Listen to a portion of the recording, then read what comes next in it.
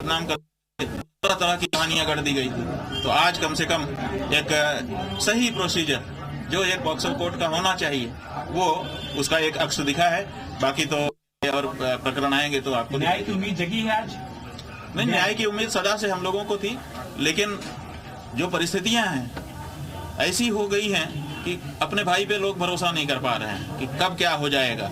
इसलिए कहना कठिन था, लेकिन हम लोग इसीलिए अपनी बात न्यायाधीश के सामने कहने के लिए तैयार थे कि कहीं से तो हमने आपको दोपहर में बताया था कि देखिए सारा अमला एक तरफ से भ्रष्ट नहीं हो सकता, सब लोग एक तरफ से किसी के कब्जे में नहीं हो सकते। इसलिए कहीं ना कहीं कोई ना कोई तो होगा जिसके अंदर धर्म जागृत होगा, कहीं तो कोई होगा जिसके अंदर न्याय जागृत होगा, कहीं तो कोई होगा जो सही और गलत को रेखांकित करके परिभाषित करेगा। तो कहीं ना कहीं कोई ना कोई होता है, इसलिए अपना संघर्ष जारी रखना चाहिए और कहीं पर थोड़ी बहुत इधर उधर बात आ जाए तो उतने से घबराना नहीं चाहिए। आप देखिए पूरे देश का जो हिंदू समुदाय है वो बहुत आहत था कि ये क्या हो रहा है। लोगों के मन में तरह तरह की आशंका कुशंका पैदा होने लगी थी। ऐसा लगने लगा था कि हमारे गुरु ने कुछ गड़बड़ी की है। आज कम से कम प्राइमा फेसी ही सही, प्रथम दृष्टया ही सही, कम से कम ये बात न्यायालय के माध्यम से देश की जनता को, हिंदुओं को और जो भी सच्चे न्याय के पक्षधर लोग हैं, चाहे वो दूसरे भी धर्मों में क्यों ना हो, कम से कम उनको पता तो चला है कि नहीं, कहीं ना कहीं सुनवाई होती है और कहीं ना कहीं न्याय होता है। गुरुजी मानी जाएगी कि पहली ये जीत जो है आप जो कहते आ रहे हैं, दो चीज आपने कही थी। पहली बात तो आपने ये कहा था कि फिल्म ले जाने चाहिए बच्चों का, दूसरी आपने कहा कि कभी भी बटुक यहाँ पर आए नहीं। उन दोनों बातों पर मुहर लगी। आज जो है बिल्कुल सही है आपका कहना। हमने आरंभ से दो बातें कही थी कि देखिए जो कुछ हुआ है, क्या हुआ है कौन जानता है, कहाँ क्या हो रहा है, हम सब चीज का तो जानकारी लेके बैठे नहीं, किसके साथ किसने क्या कब क्यों किया, ये सब अलग बात है। हमारे साथ उन बच्चों का क्या कनेक्शन है वो बताइए। तो आज न्यायालय में जो सरकारी वकील हैं उन्होंने ही खड़े होकर के कह दिया कि नहीं, ये बच्चे वहाँ पढ़ते लिखते नहीं हैं, इनसे वहाँ लेना देना नहीं है। तो एक बात साफ हो गई। और दूसरी बात, हमने शुरू से कहा था कि पॉक्सो एक्ट लगाया गया है और पॉक्सो एक्ट कहता है कि तत्काल अगर किसी माइनर के साथ कोई मिसहैपनिंग हुई है तो तत्काल बच्चों को सही कस्टडी में दिया जाए। और ये हिस्ट्री सीटर की कस्टडी में कैसे बच्चे रह रहे हैं, तो आज उसका भी जवाब कम से कम मिला है। जब न्यायाधीश ने पूछा कि बच्चे कहाँ हैं, जवाब नहीं दे पाए, कह रहे हैं कि परीक्षा दे रहे हैं बच्चे, रेगुलर परीक्षा दे रहे हैं। तो ये जो बात है, हरदोई के कोई हरदोई जिला है, उस जिले के किसी विद्यालय में संस्थागत छात्र होकर के वो परीक्षा दे रहे हैं और कहानी बनाई जा रही है कि हमारे आश्रम में हमारे साथ रह रहे हैं और हम उनको बात नहीं करने दे रहे हैं किसी से। उस दिन 18 तारीख को मौका मिल गया तो हम भाग गए। तो ये एक ऐसी झूठी कहानी बनाई गई थी। आज कम से कम इस बात की तसल्ली है कि जब न्यायालय में बातचीत हुई, और सबसे अच्छी बात यह है कि न्यायालय में जो बातचीत हुई वो ऑन कैमरा माने ऑनलाइन था। बहुत सारे लोग, हजारों लोग देश के, वो उसको कार्यवाही को देख रहे थे, पक्ष की भी दलीलें देख रहे थे, प्रतिपक्ष की भी दलीलें देख रहे थे, जो प्रमाण दिए जा रहे थे वो भी देख रहे थे। और सारी बात, और न्यायाधीश ने लगभग 1 घंटा सवा घंटा लगा करके इसको सुना और सुन करके बिना कोई जल्दबाजी के पूरे प्रकरण को ठीक से समझा और तब जाकर के फैसला दिया। गुरुजी जब ये बात सामने आ गई, जब ये बात सामने आ गई, तो अब जो 20 बटुक न्यायालय के सामने किसी भी सीडी और लैपटॉप की बात भी नहीं कही, जो बात फैलाई जा रही थी। हाँ, ये बात स्वामी जी याद दिला रहे हैं कि क्योंकि इन्होंने पूरी कार्यवाही देखी, हम तो पूजा और संध्या में लग गए थे तो हम पूरी कार्यवाही देख नहीं पाए, थोड़ी सी शुरू की देखी, उसके बाद हमको स्नान करना था, संध्या करनी थी, पूजा करनी थी, तो हम उसमें चले गए। ये कह रहे हैं कि बाहर जो बार बार कहा जा रहा था कि हम लोगों की तरफ से यह कहा गया कि वो न तो हमारे स्कूल में कभी पढ़ता था, वो किसी हरदोई के स्कूल का उन्होंने सर्टिफिकेट प्रस्तुत किया है, उनका ही सर्टिफिकेट उनकी बात को झूठा साबित करता है। वो कहते हैं कि कभी निकल के बाहर जाते नहीं थे और उनकी ही बात झूठी साबित होती है कि उन्होंने खुद ही बयान दिया है कि 14 से 17 जनवरी के बीच में हमारे पास कई बार आए, और जब वो हमारे छात्रावास में नरसिंहपुर में था तो संस्थागत छात्र के रूप में वो कैसे हरदोई में पढ़ रहे थे। ये सभी चीज़ें और बातें झूठी हैं और जो भी आरोप लगाया गया है वो निराधार झूठा है। और उनकी जो है हिस्ट्री सीटर जो हैं आशुतोष ब्रह्मचारी जो हैं उनके द्वारा जो है ये सब लगाया गया आरोप है, इसलिए जो है वो ये विश्वास करने के योग्य नहीं है। जो व्यक्ति जो है वो इनामी है 25,000 के, उन्होंने ये सब आरोप लगाया है। और मेडिकल रिपोर्ट में कुछ नहीं आया है। मेडिकल रिपोर्ट में 1 सवा महीने के बाद कोई मेडिकल रिपोर्ट होती है तो उसमें ऐसा कुछ नहीं आता है। और वहाँ पर जो इंक्वायरी रिपोर्ट है उसमें लिखा है जो प्रचार दुष्प्रचार किया जाता है, वहाँ बच्चों ने ये नहीं कहा है कि उनके साथ जो है वो कोई अन्य प्रकार से कृत्य हुआ है। उन्होंने कहा है कि उनके माने मुंह के पास जो है वो अशोभनीय कार्य स्पर्श किया गया, तो उसको जो है हम लोगों ने ये कहा कि अगर ये सही भी मान लिया जाए तो मेडिकल में इसकी क्या रिपोर्ट आई। तो मेडिकल में यही रिपोर्ट है कि भाई अब जो हम लोगों को इन्होंने मौखिक बताया है, लेकिन अब मेडिकल रिपोर्ट में तो कोई कंक्लूसिव कुछ है नहीं। नाबालिग होने को लेकर क्या हुआ? मार्कशीट देखी गई, ऐसा कुछ मार्कशीट जो देखी गई नाबालिग के लिए वो तो नीचे का न्यायालय बताएगा। वो तो जुवेनाइल जस्टिस एक्ट के अंतर्गत वो कोर्ट ने जो है वो अपना उसको देख लिया। वो मुख्य रूप से उन्होंने आयु के प्रमाण पत्र के लिए बताया था, लेकिन वो ये भूल गए थे कि उसमें संस्थागत छात्र लिखा है और वो 2025 में संस्थागत छात्र के रूप में हरदोई के विद्यालय से पास किया है 2025 में, जबकि वो कह रहा है कि हम 2024 से उनके यहाँ नजरबंद थे उनके छात्रावास में। तो ये अविश्वसनीय घटना है, परस्पर विरोधी।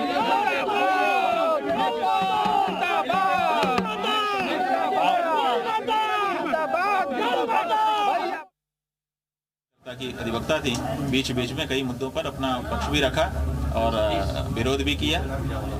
उनको पूरा मौका दिया जाए। ठीक है।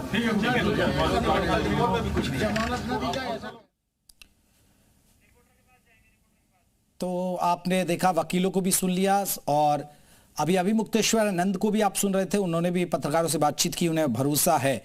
हमारे साथ गुफरान जुड़े हुए हैं। गुफरान, अभी ये फौरी तौर पर एक राहत मिली है और अभी क्योंकि केस चलेगा, क्या केस चलेगा या लग रहा है कि दम है या नहीं कुछ? लेकिन दर्शकों को बता दें, बड़ी खबर है। अभी मुक्तेश्वर आनंद पर जो यौन शोषण का आरोप लगा था, बच्चों के यौन शोषण का आरोप लगा था, वो उस मामले में उनको अग्रिम जमानत मिल गई है। ये एक बड़ी राहत की बात है। अभी मुक्तेश्वर आनंद को राहत, क्योंकि पहले अटकलें लगाई जा रही थी कि बेल या जेल, क्योंकि उनकी गिरफ्तारी की तलवार लटक रही थी केस दर्ज होने के बाद, और वो भी पॉक्सो एक्ट में ये केस दर्ज हुआ था। लेकिन बताया जा रहा है कि कोई भी गुफरान अब ये केस आगे कहां जाएगा, अब किस दिशा में जाएगा ये केस?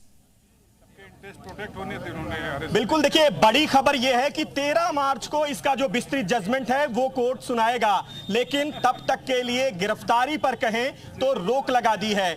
वकील जो कोर्ट परिसर में मौजूद थे वो एक बार फिर से हमारे साथ हैं। ये बताएं, आप लोगों ने तो होली खेल ली है, आज जश्न मनाया शंकराचार्य जी की तरफ से? नहीं, हमने अपनी एसोसिएशन की तरफ से मनाया है। बाकी कोर्ट का ऑर्डर है, सरमाथे पे है। क्या कहेंगे, ये ऑर्डर में क्या दलीलें थी, किन बातों को माना है? नहीं, कोर्ट में जो फैक्ट्स थे दोनों पक्षों ने अपने अपने इंटरेस्ट में कहे, कोर्ट ने कंसीडर किया। क्योंकि होली का फेस्टिवल आ रहा है और ये हाई प्रोफाइल मुकदमा था और कुछ मीडिया ने कुछ इस तरीके से उसको प्रोवोक कर दिया, तो कोर्ट ने कहा ठीक, होली मनाइए, 13 को हम डिसाइड कर देंगे। 13 तारीख को इसका फाइनल जजमेंट आएगा। तब तक गिरफ्तारी पर रोक रहेगी। देखिए बड़ी खबर यही है कि इस पूरे मामले में 13 तारीख तक गिरफ्तारी नहीं होगी। 13 तारीख को जो विस्तृत जजमेंट है वो 13 तारीख यानी 13 मार्च को आएगा। तब तक इस पूरे मामले में शंकराचार्य स्वामी अभिमुक्तेश्वर आनंद को जो है बड़ी राहत वो इलाहाबाद हाई कोर्ट ने दे दी है। जस्टिस जेके सिन्हा की जो सिंगल बेंच थी उसने करीब 1.5 घंटे से ज्यादा समय तक इस पूरे मामले को सुना है, सभी पक्षों को सुना है, ना सिर्फ याचिकाकर्ता के वकील दलील दे रहे थे। गुफरान आप बने रहिए। आशुतोष ब्रह्मचारी जी भी हमारे साथ जुड़ गए, क्योंकि उनकी तरफ से ये केस दर्ज करवाया गया था, उनके शिष्यों की तरफ से जो उनसे संपर्क में थे। कैसे देखते हैं सर, ये तो स्वामी जी मामला पलट गया, उनकी गिरफ्तारी पर रोक लग गई है, क्या उम्मीद लगा रहे हैं अब आगे? देखिए, अभी कोई अंतिम फैसला नहीं आया। माननीय न्यायालय ने दोनों पक्षों को सुना है। माननीय न्यायालय ने यह आदेश दिया है कि हमें वो कॉपी उपलब्ध कराएंगे, जो आज उन्होंने जो एफिडेविट दाखिल किया है उसका हम लिखित में जवाब देंगे। और माननीय न्यायालय ने कहा है कि अपनी सारी पेन ड्राइव जो भी है सब हमें जमा कीजिए। हम इन पर्सन और वीडियो कॉन्फ्रेंस से थे, हमारे अधिवक्ता भी को वीडियो कॉन्फ्रेंस से थी, इसलिए माननीय न्यायालय ने फैसला सुरक्षित करते हुए पूरे मामले में जब तक ये कहा है कि गिरफ्तारी नहीं करेंगे, पर जांच में किसी प्रकार की रोक नहीं लगाई है, ना ही कोई अंतिम फैसला दिया है। इसमें यदि वो खुश हो रहे हैं तो इसमें कोई खुश होने की आवश्यकता नहीं है। हमें पूर्ण न्यायालय पर विश्वास है और माननीय न्यायालय से उन शिक्षकों के लिए जो बेचारे शिक्षक छोटे छोटे नाबालिग भटुक हैं उनको न्याय मिलेगा, हमें पूरी उम्मीद है। लेकिन आशुतोष जी, एक मेडिकल रिपोर्ट को लेकर भी बात हो रही है कि मेडिकल रिपोर्ट क्या पुष्टि हुई थी यौन शोषण की? आपके पास क्या ऐसी जानकारी है? और कोर्ट में इस बात मैंने तो लोगों के मुंह से सुना है जी, और मैंने जब मेडिकल हुआ है तो वहाँ पे पता चला कि क्या हुआ है, इतना तो पता चल जाता है हाँ जी। कि क्या आया क्या नहीं। तो सभी चीजें हमें अब जैसे पेपर पढ़े तो पूरी पुष्टि हो रही है उसमें मेडिकल में। लेकिन आशुतोष जी, आपकी बात भी उठी है कि ये बच्चे आपकी कस्टडी में कैसे आ गए? आप तो वैसे ही विवादों में, इस तरह की बातें हम वकीलों की तरफ से सुन रहे थे। देखिए, दो गुरु होते हैं, यदि दोनों गुरु में विवाद हो जाता है तो बच्चा किसके पास जाएगा? अपने गुरु दूसरे गुरु के जिसका पंगा हो गया उसके पास जाके सारी बात बताएगा। और हम इनके आश्रम से कई साल से जुड़े थे, उन भटकों को मैं पुराने समय से जानता था, तो इसलिए भटकू मेरे पास आए। भटक जितने भी हैं, अपने नाबालिग शिक्षक जो भी बालक है, हमारे पास आके हमें पूरी बातें बताई और हम न्यायालय गए। पहले थाने गए, थाने नहीं सुनवाई तो न्यायालय गए, और आज न्यायालय ने कोई अंतिम फैसला नहीं दिया। नहीं, बिल्कुल अंतिम फैसला नहीं दिया, सिर्फ गिरफ्तारी पर ही रोक लगी और 13 मार्च को सुनवाई हुई। लेकिन आशुतोष जी, एक और चीज आ रही है, ये भी थोड़ा सा क्लियर करिएगा, क्योंकि अभी मैं वकीलों की दलीलें वहां सुन रहा था, जो वकील बाहर निकलकर हमसे बात कर रहे थे जी से, तो उन लोगों ने कहा कि वो तो बच्चे तो पढ़ रहे हरदोई में, उनके एग्जाम चल रहे, फिर वो कहां से आश्रम आ गए, कैसे दीक्षा ले रही है, बहुत सारे सवाल हैं कि ये तो आश्रम के बच्चे थे। ये थोड़ा सा बताइए। हमारा पक्ष, हमने अपना पक्ष रखा, अधिवक्ता ने रखा और न्यायालय को संतुष्ट किया। ये पेपर दिलाने के लिए इन्हीं के लोग आते थे और ले जाते थे, है ना, पेपर होते थे, क्योंकि वो तो अलग उनका शुरू से एडमिशन उसी स्कूल में था। बच्चे पंडिताई करने के लिए, जो कर्मकांड था उसको सीखने के लिए गए थे, वहां अपनी डिग्री प्राप्त करने के लिए वहां पर पढ़ रहे थे। परंतु जो कर्मकांड होता है, ब्राह्मण जो पढ़ता है, दो तरह की पढ़ाई होती है। एक होती है शास्त्रीय आचार्य, उसकी डिग्री मिलती है, परंतु जो कर्मकांड, जो विवाह शादी और जो अन्य पूजन होता है, उसके लिए हमें कर्मकांड सीखना होता है। आशुतोष जी, एक दो और मेरे सवाल हैं। ये कितने बच्चे हैं थे जिन्होंने ये आरोप लगाया? और दूसरा सबसे बड़ा सवाल है इसका, आपको अब केस में क्या लग रहा है, आगे क्या लग रहा है केस में? कितने बच्चे थे? 2 बच्चे पेश हुए हैं, अभी 18 बच्चे और हैं। 18 अभी 18 बच्चे और हैं। हाँ। और सभी बच्चे जो नाबालिग हैं, भटुक हैं, जो सनातनी भटुक हैं, सभी के ऐसे पर्याप्त साक्ष्य हैं जिससे हमें नहीं लगता कि ये बच पाएंगे, और माननीय न्यायालय ने कोई अंतिम फैसला नहीं दिया है। तो ये 18 बच्चे भी आपके संपर्क में, या सिर्फ 2 ही बच्चे अभी संपर्क में आपके में? हमारे बच्चे अभी नहीं बचा सकते, हाँ। विवेचना का पार्ट है, हमारे पास लगातार ज्यादा बच्चे संपर्क में अब आगे आपको क्या लग रहा है केस में? क्योंकि अभी आपने जिक्र किया कि ऐसे बहुत सारे बच्चे हैं जो यौन शोषण का आरोप लगा रहे हैं, तो स्वामी अविमुक्तेश्वरानंद की मुश्किलें बढ़ेंगी? अभी बेशक वो खुश हो लें कि उनको अभी जमानत मिल गई फिलहाल के तौर पर। ये होली के लिए उन्होंने कहा कि हमें होली मनाने दीजिए, हमें गिरफ्तार कर लेंगे, हमारे बड़े बड़े त्योहार होते हैं, शंकराचार्य जैसे अपने आप बता रहे थे, परंतु कोई अंतिम फैसला नहीं है। हमें न्यायालय में पूरा भरोसा है और हमें पता है कि उन छोटे छोटे नाबालिग भटुक को न्याय मिलेगा। ठीक है, तो आप लड़ाई जारी रखेंगे? हाँ, हम कहाँ पीछे हट रहे हैं, हम सूचना करता है, हम उन भटुक को, हमने वचन दिया है, कसम खाई है, हम उनके लिए न्याय दिलाएंगे। चलिए, बहुत बहुत शुक्रिया आशुतोष ब्रह्मचारी जी हमारे साथ जुड़े। उन्होंने कहा कि ज्यादा खुश ना हो स्वामी अविमुक्तेश्वरानंद, अभी कोर्ट ने सिर्फ रोक लगाई है गिरफ्तारी पर, लेकिन होगा भी स्पर्श किया गया तो उसको जो है हम लोगों ने ये कहा कि अगर ये सही भी मान लिया जाए तो मेडिकल में इसकी क्या रिपोर्ट आई, तो मेडिकल में यही रिपोर्ट है कि भाई अब जो हम लोगों को इन्होंने मौखिक बताया है, लेकिन अब मेडिकल रिपोर्ट में तो कोई कंक्लूसिव कुछ है नहीं। नाबालिग होने को लेकर क्या हुआ? मार्कशीट देखी गई, ऐसा कुछ? मार्कशीट जो देखी गई नाबालिग के लिए, वो तो नीचे का न्यायालय बताएगा, वो तो जुवेनाइल जस्टिस एक्ट के अंतर्गत वो कोर्ट ने जो है वो अपना उसको देख लिया। वो मुख्य रूप से उन्होंने आयु के प्रमाण पत्र के लिए बताया था, लेकिन वो ये भूल गए थे कि उसमें संस्थागत छात्र लिखा है और वो 2025 में संस्थागत छात्र के रूप में हरदोई के विद्यालय से पास किया है 2025 में, जबकि वो कह रहा है कि हम 2024 से उनके यहाँ नज़रबंद थे उनके छात्रावास में। तो ये अविश्वसनीय घटना है, परस्पर विरोधी।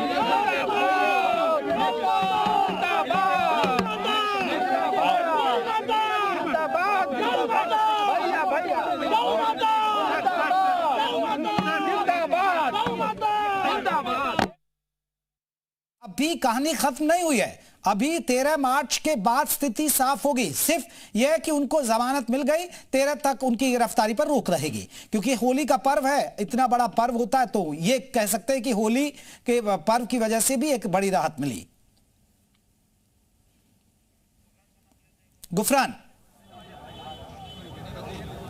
बिल्कुल, देखिए ये बात जरूर आ रही है, क्योंकि जो इसमें शिकायतकर्ता थे उनका ये कहना है कि होली, लेकिन कोर्ट ने पर्व नहीं बल्कि केस की जो मेरिट है उसको देखी है। जो वकील कोर्ट परिसर में मौजूद थे, अभिमुक्तेश्वरानंद का पक्ष रख रहे थे, वो भी हमारे साथ हैं। ब्रिजेन जी, ये बताएं, जो इसमें शिकायतकर्ता हैं आशुतोष, उनका ये कहना है कि होली मनाने के लिए ये मतलब राहत मिली है।